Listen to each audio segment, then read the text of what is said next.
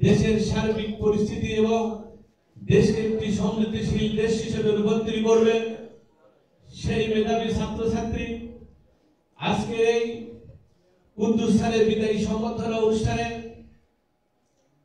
ছাত্রদের দীর্ঘ 27টি বছর এই অত্র কলেজ এবং অত্র বিদ্যালয়ের যে সেবাটুকু করেছেন তার বাকিটা জীবন যেন আমরা ভালোভাবে কাটাতে পারে এই জন্য আমরা আমাদের পক্ষ থেকে সার্বিক দোয়া কামনা করছি।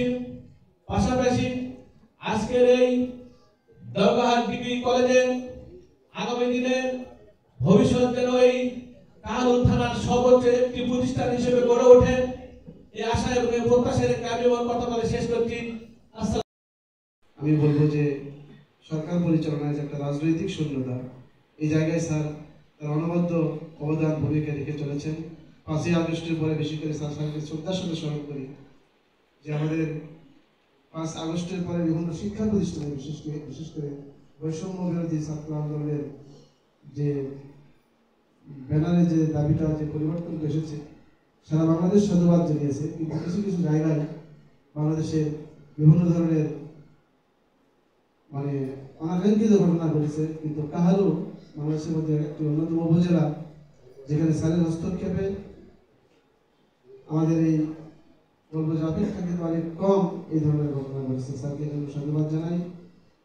উপস্থিত রয়েছে আমাদের থানা নির্বাহী থানা অফিসার ইনচার্জ গেছেন।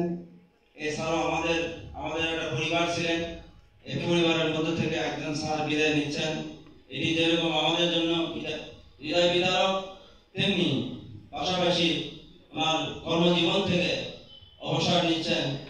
এই জন্য আমরা ওনাদের কাছে দোয়া চাই যে আমাদের জন্য উনি দোয়া করে আর আমরা দোয়া করি উনি যেন ভালো থাকে বাকি জীবনটা। এই কথা বলে আমি আমার সংক্ষিপ্ত কথা এখানে শেষ করছি। আমরা লবিং গ্রুপিং ছাড়াই আমরা শিক্ষকতা করেছি, যার কারণে আমাদের মধ্যে মনোমালিন্য কম হয়েছে। কারণ আমাদের কলেজ প্রশাসন বৈষম্য বিরোধী আচরণ আমাদের সঙ্গে করেছে, আমাদের সঙ্গে অল আর ইকুয়াল টু ল, যেটাকে বলে আইনের চোখে সবাই সমান, যার কারণে আমাদের এই সম্পর্কটা ছিল ভাই বোনের মতো সম্পর্ক। এখানে একজন বিদায় নেওয়া মানে মনে হচ্ছে যে আমাদের পরিবার থেকে একজন চির বিদায় নিল, এরকম একটা বেদনার পরিস্থিতি সৃষ্টি হচ্ছে। তো এই বেদনার দিনে আমরা বিশেষ অতিথিকে পেয়েছি, রাজনৈতিক ব্যক্তিত্বদের পেয়েছি, আমাদের কর্মকর্তা মুক্ত জীবন পেলে আমি দেখেছি যে মানুষের ওয়াইফ গুলা স্বামীকে হয়তো এতটুকু রেসপেক্ট বা এতটুকু ভালোবাসেন নাই। উনি যখনই কলেজে আসবেন দেখবেন ভাবিয়ে সমানে ফোন ঠকাতে শুরু করছেন।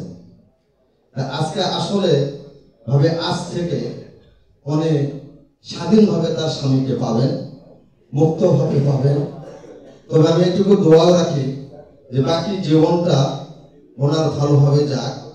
আর সবচেয়ে বড় কথা যে বিদায় এমন একটা জিনিস, যেহেতু এর আগে আরো কয়েকটা স্যারকে আমরা বিদায় দিয়েছি, আল্লাহ পাক জনাব মতিয়ার রহমান সহকারী ব্যবস্থাপনা স্যার বিদায় সম্বোধন নিয়েছিলেন। আমরা নিজেদেরকে আসলে ঠিক রাখতে পারিনি, সেরকম ব্যাকুল আবেগ আর করতেছিলাম। তো যাই হোক, এখন সংক্ষেপে আমরা কুদ্দুস ভাইকে অনেক মিস করব, কিন্তু তার মানে এই নয় যে কুদ্দুস ভাই ভেঙে পড়বে। কুদ্দুস ভাইও ভেঙে পড়বে না, আমরাও ভেঙে পড়বো না, কেননা এটা জীবনের একটা অংশ। এটাকে যুক্তিবাদী মানুষরা বাস্তবতার ভিত্তিতে দেখবে, আমরাও ইনশাআল্লাহ সেটাই দেখব। তো বাচ্চারা তোমাদের শিক্ষকের যে মহতের কথা বলে গেছে যে শিক্ষকের কোনো ভয় নাই, শিক্ষকের কোনো ছুটি নাই। যেমন সমাজে দুটো শ্রেণী আছে, একটা ডাক্তার আর একটা শিক্ষক। ডাক্তারদের কখনোই ছুটি হয় না। ডাক্তার, আমার বাবা নিজে ডাক্তার ছিলেন, মৃত্যুর আধা ঘন্টা পূর্বেও ওনাকে প্রেসক্রাইব করতে থেকে বিদায় নিয়েছি। ইনশাআল্লাহ ভালো আছি, সুস্থ শরীরে আছি। আপনারা এই জন্য আমার জন্য এবং আমরা যারা অবসর নিয়েছি সবার জন্য আপনারা আন্তরিকভাবে দোয়া করবেন যেন সুস্থ থাকতে পারে, আর কিছু না। কুদ্দুস ভাই যেন তার অবসর জীবনে সুস্থভাবে দিন যাপন করতে পারেন। তিনি সপরিবারে এখানে উপস্থিত হয়েছেন, এজন্য আমরা ভাবিকে সংগঠন জানাচ্ছি। অনেকটা মন হয়তো আমাদের শক্ত হয়েছে, কিন্তু তাদের সঙ্গে এই দীর্ঘদিনের যে আমাদের পথচলা, এই পথচলার মধ্যে যে আমাদের গাঁথনি গেঁথেছে হৃদয়ের মাঝে, সেটা আমাদের মধ্যে আজও অম্লান হয়ে রয়েছে। আমি হয়তো ভুলে যাই তাদের সাথে যোগাযোগ করতে, কিন্তু